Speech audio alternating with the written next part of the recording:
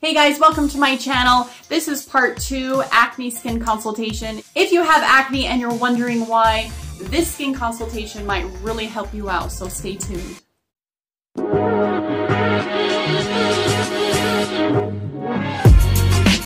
Okay guys, here we go. This is the skin consultation on acne. If you haven't seen part 1, just my basic skin consultation, please watch that now.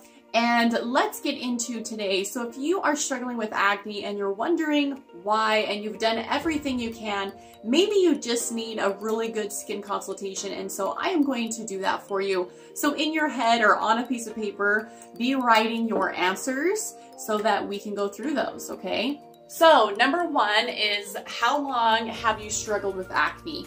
So that's just going to give me a really good inclination on how long you've been suffering with this, and what different things and different methods we need to do to really zap it and get rid of it for you, okay? Number 2 is, what does your acne usually look like? Now, acne has all kinds of different ways it can look, right?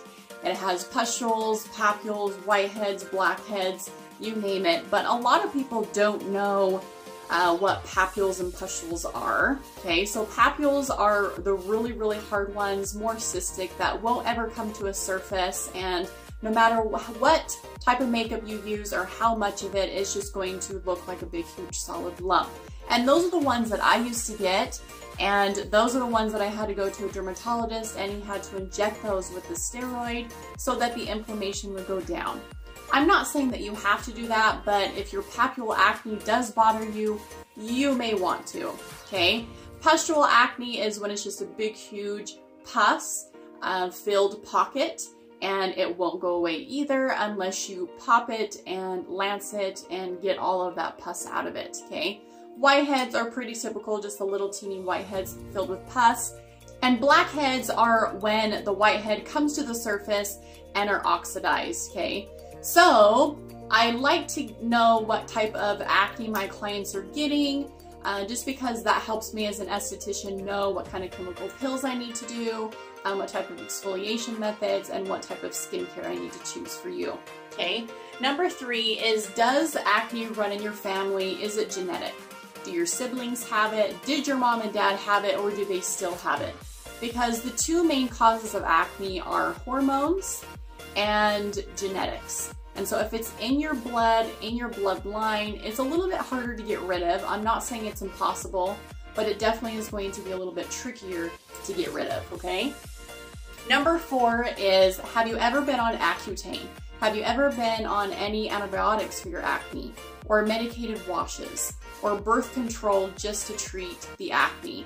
And these are really crucial questions because I just need to know your medical background and what type of medications you're using right now. Accutane, if you don't know, is a really harsh acne drug, and it's just really high doses of vitamin A, and it dries out your skin and also a lot of your glands in the body. So I personally do not recommend it. I do not like Accutane. I know there's amazing stories on Accutane, but I personally will never ever tell my clients to take Accutane, okay? I have taken antibiotics myself for my cystic acne back in the day, and I don't even like that. It just screws up your body, it screws up your hormones. I really don't like pharmaceutical drugs at all. I have used medicated washes. Those usually contain just straight up benzoyl peroxide, and they're really harsh on the skin, and they start to dry out the skin too much, but they never tell you to stop. They just tell you to keep using it until your acne is gone.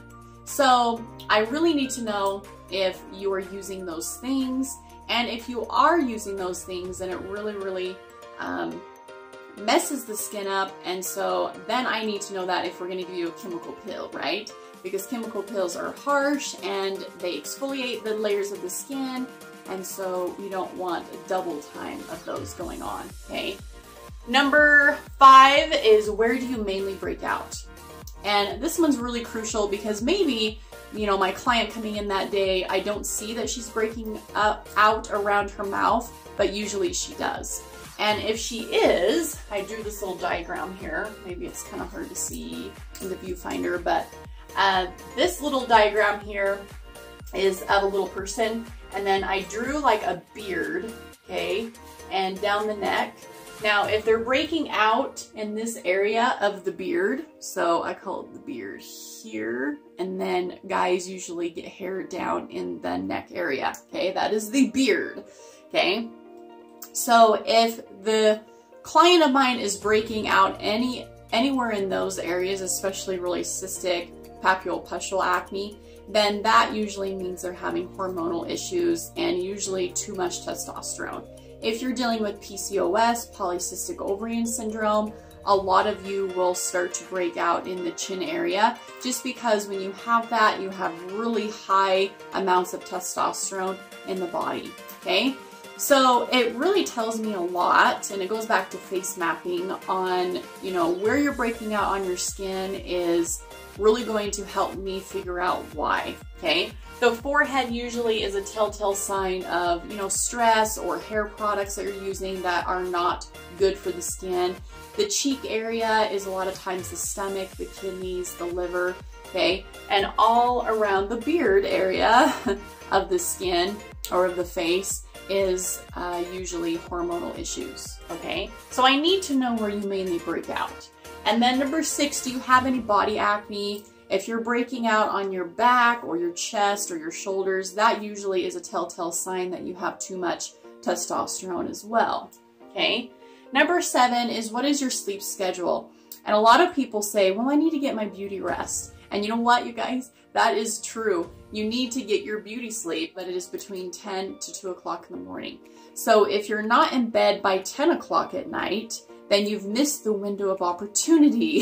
If you have your makeup on after 10 o'clock at night, then your cells are already turning over and all that crappy makeup and crappy bacteria that is on your skin. Okay, so always make sure that you're taking off your makeup before 10 o'clock at night so that your cells are starting to turn over and all your awesome serums and moisturizers and awesome, wonderful, nice ingredients on your skin than your makeup. Okay, and then at 2 o'clock in the morning, it stops. So from 10 to 2 o'clock in the morning, you are literally getting your sleep, your beauty sleep, okay? So it's really important to go to sleep at that time. I've had teenagers come in before and they're like, well, I actually don't go to sleep until like midnight.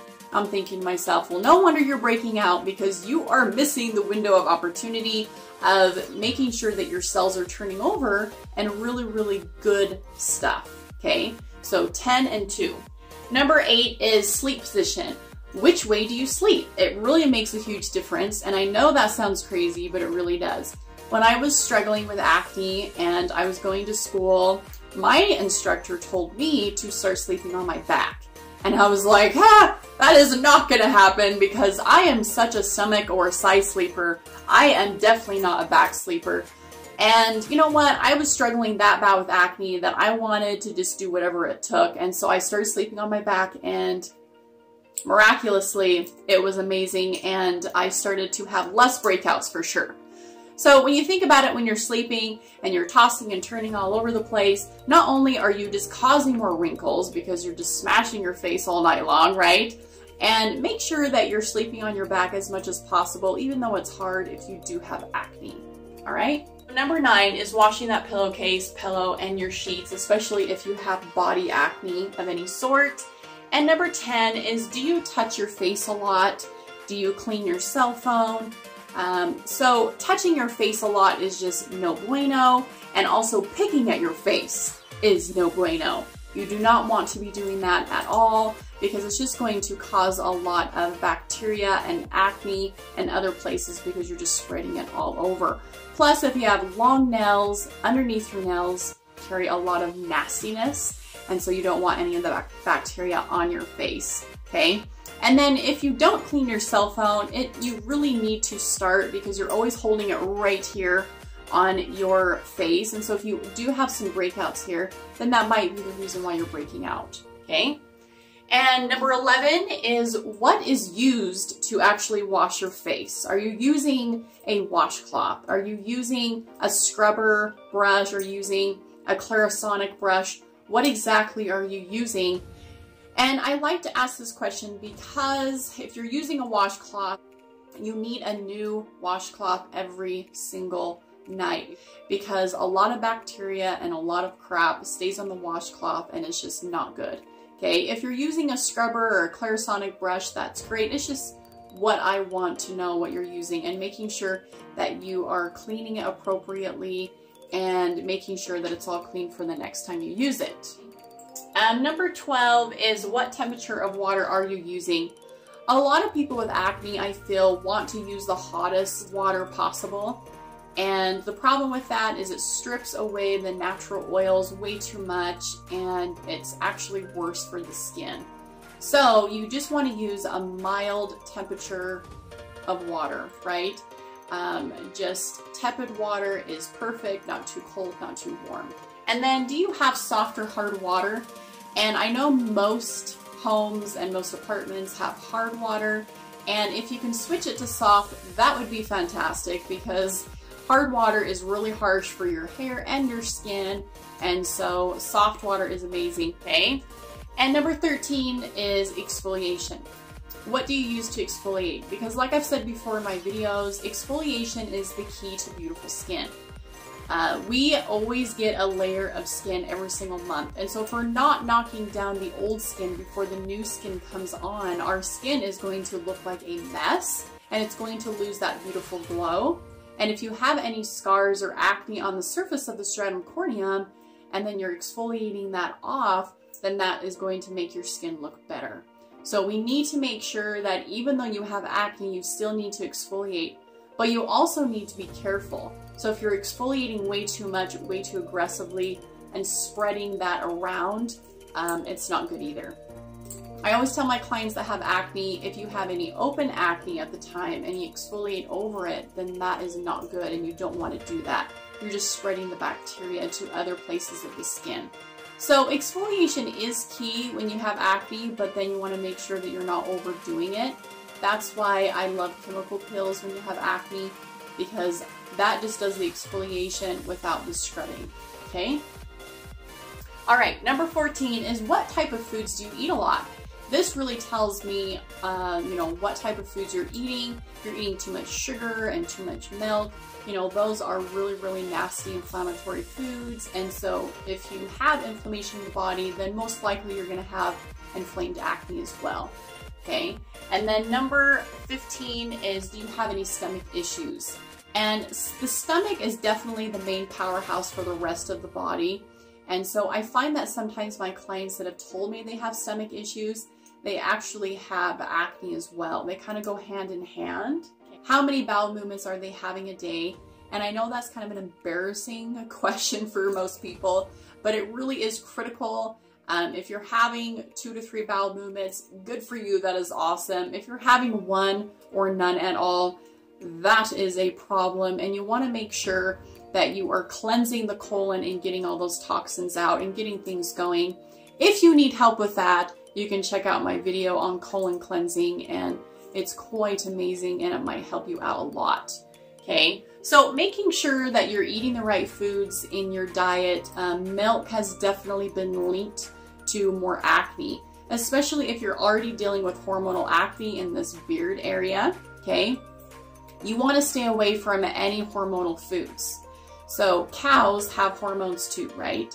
Animals have hormones as well. So if we're eating a lot of animal type foods, milk and a lot of meat, then that means that we're just adding more hormones into the body, and therefore it's going to cause more hormonal acne. Okay, so hopefully that makes sense to you guys. It definitely is true. I've had students and clients in the past that have struggled with acne, and it's all been around the jawline and the chin, and they'll stop drinking milk especially, and their acne goes away. So cut out the cheese, cut out the ice cream, the yogurt, the milk, and see if that makes a huge difference to your acne. Okay, sorry, is periods. Okay, so if you are a woman, you know, we have the dreadful period every single month, and every single one of our periods are different. So some of us have really heavy flows. Some of us have no idea when it's going to come. It's always starting at a different date. And some of ours are really painful, and we get really bad cramps. We might get a little feisty, and we PMS for sure.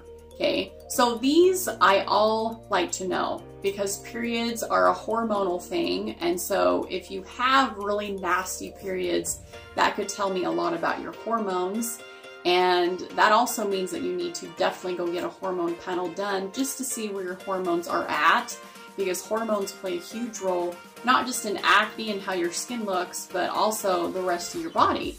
You know, your weight, your mood, everything, okay? So periods are definitely what I like to ask my women, even if they're, you know, if they have PCOS, if they've ever been tested for that, and that's polycystic ovarian syndrome. And most people that have that do have a struggle with acne, and then there's those lucky ones that don't. So you could possibly have it, but you don't even know, okay? So, number 17 is go get a hormone panel if you haven't, just so you can test out your progesterone levels, your testosterone, and your estrogen, okay? And then number 18 is, have you ever had a food allergy test done? That's amazing too. I had mine done, and I have to share it with you guys. It really shocked me. I ate a lot of foods on my food sensitive list that I love, and it was really hard to not eat those as much, but it really helps your body too, because your body doesn't want to eat or take in anything that is going to be bad for you. And so a food allergy test could really help your skin out a lot if you stay away from the foods that you don't need and that your body doesn't like. Number 19 is your stress level. Stress really causes a lot of different things, right? And it does cause a rise of hormone levels and cortisol, and that's not what we want as well. So I like to ask about your stress level and if you're taking care of yourself. And then number 20 is if you drink or smoke, because obviously those are not going to be for your skin, and those are linked to skin issues like acne as well. And I hope that on number 4 we talked about birth control, because I did put it up there. Birth control really screws up a lot of girls' skin. I mean, plain and simple, it really does. I've never taken birth control, and I'm so glad that I haven't, because it really messes your hormones up. You know, a lot of girls will just gain weight from it, and a lot of girls will just completely break out from birth control, and others will completely clear up. So just make sure that you're on the right birth control if you really need to have it in your life, okay? So this is the acne skin consultation that I would give my clients, and you know, it really helped a lot of my clients understand that acne is just not a surface thing. It's definitely an internal thing, and you really have to figure out why you're getting acne, and there's all these different reasons why you could be getting it. And so this really helps me to pinpoint exactly what is going on. So I hope this helped you out and you learned a thing or two and you wrote some notes down, or maybe you were just answering the questions, and that is fantastic, because sometimes it takes a while to figure out why you're getting acne, right? So if you guys have any questions about your acne or anything at all, I love getting back to people that leave me comments. It means a lot to me when you leave them. Please give this video a thumbs up. I would so appreciate that. And I hope you guys learned something today. My next video is going to be part 3, and it's going to be the men's skin consultation. So I hope that you will check that out. You guys have a great day.